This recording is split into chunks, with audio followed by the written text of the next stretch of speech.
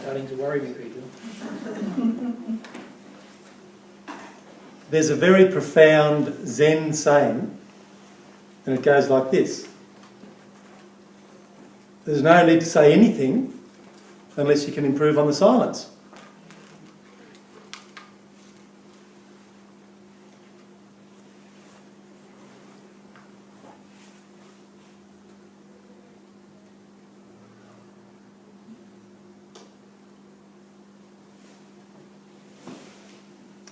My idea is really simple, a very simple idea, and it's that we don't spend enough time in silence. We don't spend enough time listening. We don't spend enough time listening to our body.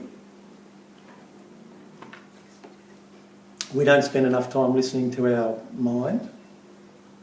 And we don't spend enough time listening to our soul. So it's a really simple idea. It's probably one of the oldest ideas in the human existence. But that's my idea. And I just want to share with you a couple of stories today about some things that I've been through and some things that I've learned along those lines. But before I start, I'd just like to have a show of hands. Who's sitting here right now has a body? Good. Who sitting here right now has a heart inside that body, beating away right now? Good. Who has a mind? Show of hands. Good. Who has thoughts going on in that mind? Constant thoughts. Yeah? And now the tricky question, who has a soul? Raise your hands. Okay? Some of you might call it a spirit. Some of you might call it your moral compass. Or your guiding light. But my talk today is about listening to your body, listening to your mind, listening to your soul. And what I've learned about that. I want to tell you a story. Imagine this. It's a small country town, not just like Lura. It's the main street of this country town. And it's a typical October day, like today. Okay? It's in October, sorry. But it's like today. Beautiful sunny day. There's plenty of people on the streets. There's plenty of traffic in the street. There's shops, there's offices, there's churches. There's a man sitting in the office next to the church, and he wants to have a break and go for a walk. So he gets up and he goes for a walk out in the street. He's wearing a blue shirt, grey pants, black belt, black shoes. He's a little bit overweight. He's about the same height as me. He hasn't been feeling that well lately. He's, when he walks up and down the stairs, he's noticed that he's not feeling that well.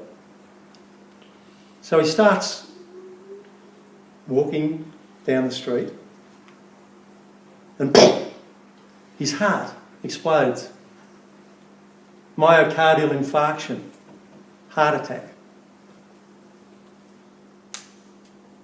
He's taken by helicopter to Sydney, and he dies about 6 weeks later. The heart attack, the explosion of the heart, had done too much damage.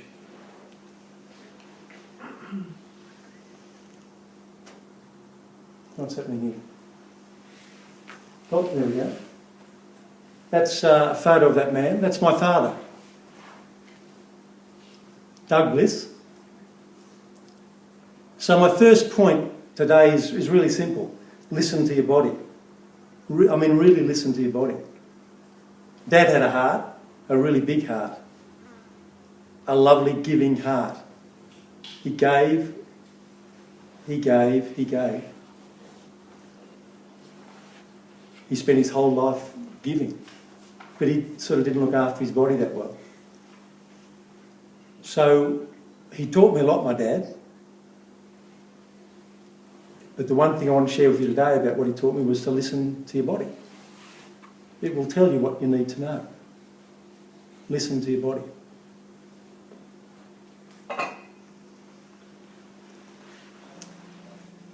I want to tell you another story. I want you to imagine a beautiful house by the beach in Perth, in Cottesloe. A lovely house about 200 yards from the beach, and there's some grass in between the house and the beach. And it's a lovely sunny day like today. And there's a lady in the house asleep, and she's about so high, short blonde hair. And she gets up in the morning and goes to the kitchen, and she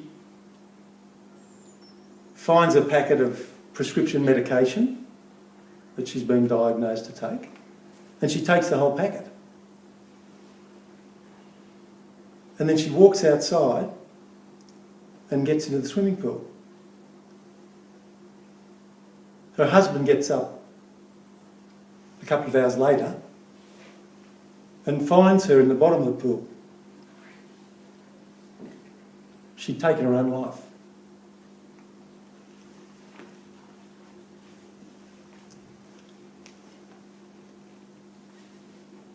That's my sister Di. Di Bliss. She took her own life. She'd been diagnosed with severe depression, severe anxiety, only a couple of years before. She lived in London and Perth, so I didn't really know much about it. I love my sister Di. She taught me a lot while she was alive, but in death she's also taught me something. And that's the second point I want to make today. Listen to your mind, your thoughts. She had uncontrollable negative thoughts, didn't want to live, hated herself. So much she took her own life. So that's my second point. Listen to your body, listen to your thoughts. I mean, really listen to your thoughts. Really connect to your thoughts. And if you really want to connect to your community, I really think it starts with you. You've got to connect with your body first and with your mind second. So that's my second point. I want to tell you a third story. Imagine this. There's a log cabin up in the mountains. It's the middle of the night. 1 o'clock in the morning. And there's a guy in bed asleep in the cabin, and he wakes up in the middle of the night and he's got pains in the chest, and he's got tingling down the arms. And you know what he's thinking, don't you? He's thinking, I'm having a heart attack. And that's what he's thinking. And so once his body started giving these signals to him, his mind went into overload. And he started thinking, yeah, I'm having a heart attack. And the more he thought about it, the more scared he became. And the more pronounced the pain, the more tingling in the arms. And then the breath started to leave his body. And he couldn't move. He was frozen with fear. Absolutely frozen with fear. Lying on the bed. Just before he died, he had his neck hanging over the bed, trying to get some breath.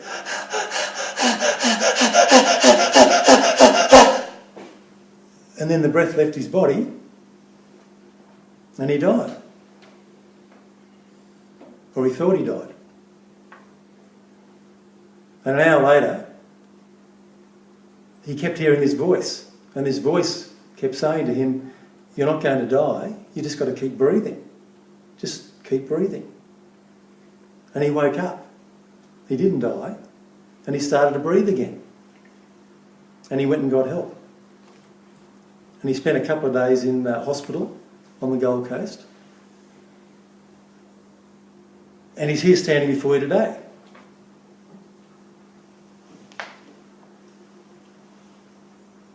I honestly believe that night that I experienced my soul, my inner voice, telling me that you're not going yet, Peter. You're here for some more work.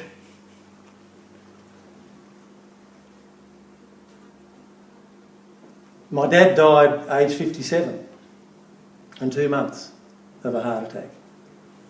I don't really think he listened to his body. He was a lovely man. He had a heart, he had a big heart, but I don't think he really was listening to the signals he was getting. My sister died at age 57. A lovely woman. But some would say she lost her mind. She lost control of her thoughts. So my third message to you is simply this. Listen to your soul. Listen to your mind. Listen to your body. Listen to your soul. I've called this talk just Thoughts for the Soul. I've called it my year of living dangerously. And the reason I call it my year of living dangerously is this. I turned 57 1 month ago. So I'm now at the same age that my father and my sister died. So what am I doing in my 57th year? Well, I'm going to talk about this stuff. That's what I'm going to do. I'm going to talk a lot about this stuff. My sister couldn't talk about her stuff. I went to London twice in the last year of her life when she tried to take her own life twice before, and she couldn't talk about it. She couldn't talk about her anxiety, her depression. She couldn't talk about what she was going through. And that's a Bliss trait, unfortunately. We were sort of taught from mum and dad not to sort of express, not to share our feelings, not to talk about what was going on in our body, not to talk about what was going on in our mind. I don't even know if I've been aware of my thoughts most of my life. But for the last 14 years, since my near-death experience, I call it, I've changed a lot about the way I do things. I've changed my lifestyle. I've changed how I listen to my body. I don't ignore the symptoms anymore. I try and look after myself. I try and take note of what I put inside my body. I used to smoke. I used to drink. I used to eat a lot of crap food. And you know all this stuff. You don't know me telling this sort of stuff. But I've changed quite a lot about how I look at my body. My mind, I've changed how I think about my mind. I've learned to watch my thoughts. I've learned to control my thoughts. I now have a whole routine every morning that I practice. I meditate, I do yoga, I do qigong, tai chi. I teach this stuff. I didn't know anything about any of this stuff 14 years ago. I was a typical Aussie bloke that thought I knew everything. At quite a young age, believe me. And 14 years ago, I still was like that. I thought I knew everything, and I realised I knew nothing. When I had my near-death experience, I've changed quite a bit. And I've learned to listen to my soul.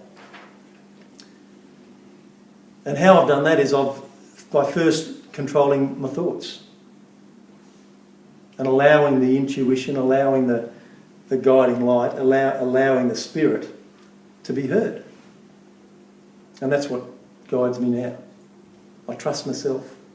I trust my soul. I trust it totally. That's Dad.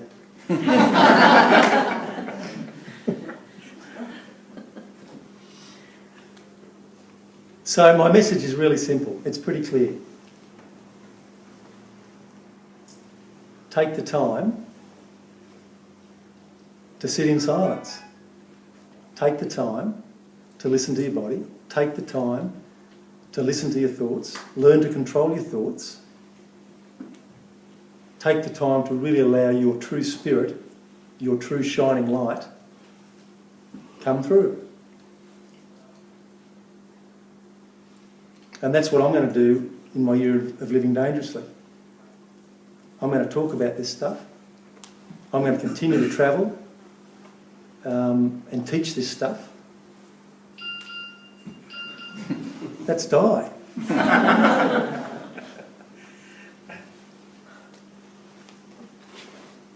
And I truly believe if you engage and really connect with your body, with your thoughts, and with your soul, that only then can you truly connect with the community. Thank you.